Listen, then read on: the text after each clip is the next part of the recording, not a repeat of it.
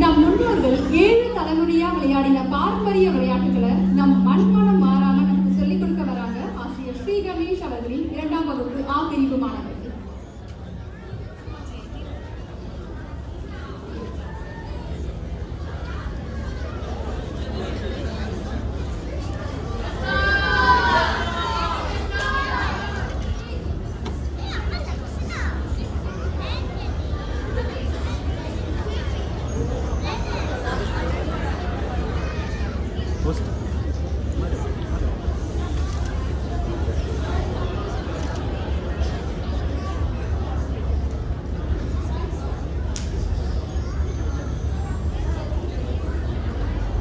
வணக்கம்.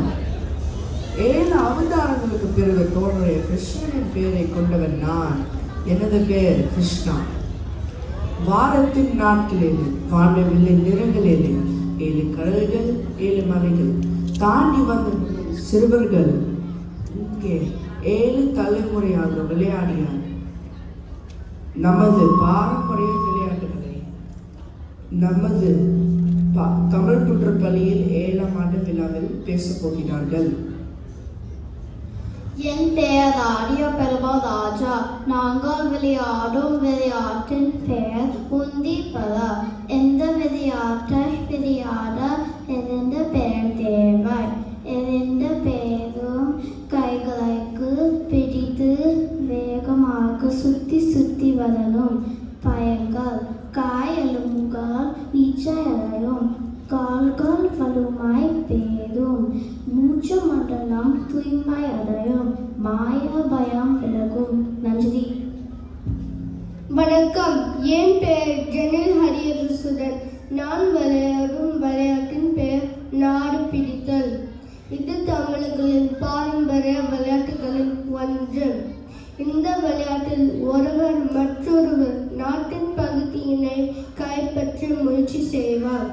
யார் அதிகமான நாட்டு பகுதிகளை அவங்க ஜெயிச்சிட்டாங்க. இது நமக்கு வேகம் விவேகம் கவனம் தற்காட்டில் விடாமின்றி கற்றுத்தரும். ஆகையால் நம் கணினி விளையாட்டுகளை தவிர்ப்போம். தமிழ் பாரம்பரிய விளையாட்டுகளை விளையாடுவோம். நன்றி. என் பெயர் லக்ஷனா கார்த்திகேயன். பாண்டி ஆட்டம் எப்படி விளையாடும் சொல்ல போறேன். குழந்தைகள் தமிழ் நண்பர்கள் கூட வெளியில விளையாடுவாங்க. எப்படி விளையாடுனா ஃபர்ஸ்ட் கட்டம் வரையணும். அதுக்கப்புறம் ஒரு கட்டுக்குள்ள தூக்கி போட்டுட்டு துள்ளி துள்ளி குதிச்சு கல்லை எடுத்துட்டு வரும். 2 காலு கீழே வைக்க கூட. இப்படி விளையாடினா நம்மளோட உடல் வலிமை அதிகரிக்கும். கவனம் மேம்படும்.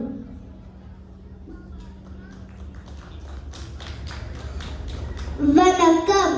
என் பேர் மரியம் ஆரிஃப். நான் ஒரு குடம் தண்ணி ஊற்றி விளையாட்டு பற்றி சொல்ல போறேன். வாசல் ஒன்று அமையுமே வந்தியுள் நுழையுமே பூக்க பற்றி பார்வோம் புன்னகையோடு ஆடுவோம். 10ஆம் குடம் ஊற்றில் சிக்கி கொள்வார் பாதியில் தாளம் தட்டும் விளையாட்டு. எண்ணிக்கை கற்கும் விளையாட்டு. ஒற்றுமை வளர்க்கும் விளையாட்டு. நன்றி.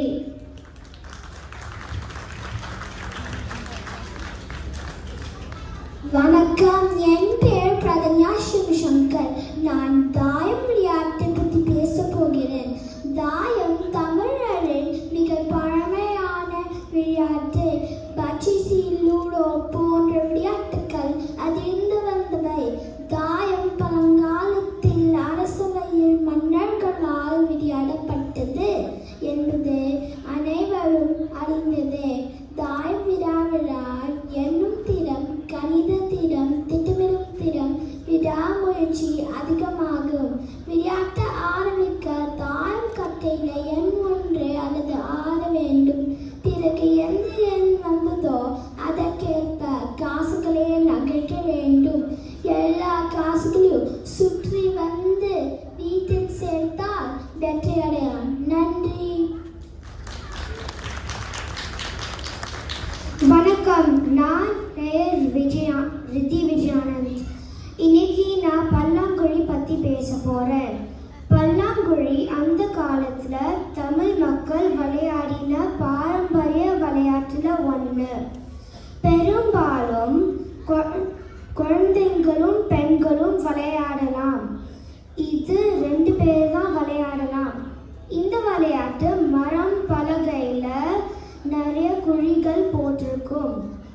இதை விளையாடினா எப்படி எண்கள் எண்ணறதுக்கும் எப்படி வாழ்க்கையில சேர்த்து வைக்கிறதுக்கும் கற்றுக் கொடுக்கும்.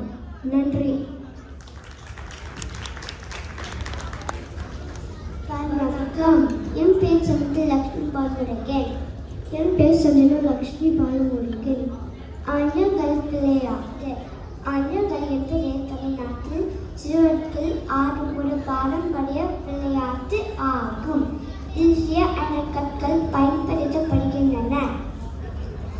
விளையாட்டு தடியில் அல்லது சமமான இடத்தில் அமர்ந்து விளையாடப்படுகிறது. முதலில் அணைக்கற்களை தடியில் வீசி ஒரு கல்லை மேலே தூக்கி அதன் நிலத்தில் மற்ற கல்லை ஒன்றாக இருக்க வேண்டும். இந்த விளையாட்டு கவனம், வேகம் மற்றும் கை கண் ஒருங்கிணைப்பை வளர்க்க உதவுகிறது. விதிகள் படிப்படியாக கடினமாகும். முதலில் ஒரு கல், பிறகு 2 கற்கள். இப்படி அனைத்து கற்களையும் ஒரே நேரத்தில் எடுக்கும் நிலை வரை செல்கிறது.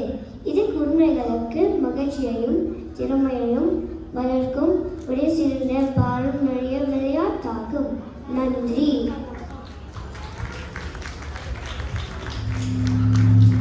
வணக்கம். நான் சந்தீப். நான் சொல்ல போகிற விளையாட்டு ஆடுபுலி ஆட்டம். ஆடுபுலி ஆட்டம் தமிழர்களின் பாரம்பரியமான விளையாட்டு. இது ஒரு இருநாடும் ஆட்டம். ஒருவர் ஒரு புலியும் மற்றொருவர் பயணித்து ஆடும் வைத்து விளையாடுவார். இது 5 புலி 3 புலிகள் 5 ஆட்டை வெட்டினால் ஆட்ட முடியும். புலி ஆட்டை தாண்டினால் ஆடு வெட்டப்படும். ஆடுகள் புலியை சூழ்ந்தால் புலியில் ஆட்ட முடியும். இது பலமா அல்லது ஒற்றுமையா என்பதே இதன் அர்த்தம். இது சிந்தனை திறன் அதிகரிக்கும். நாம் பாரம்பரிய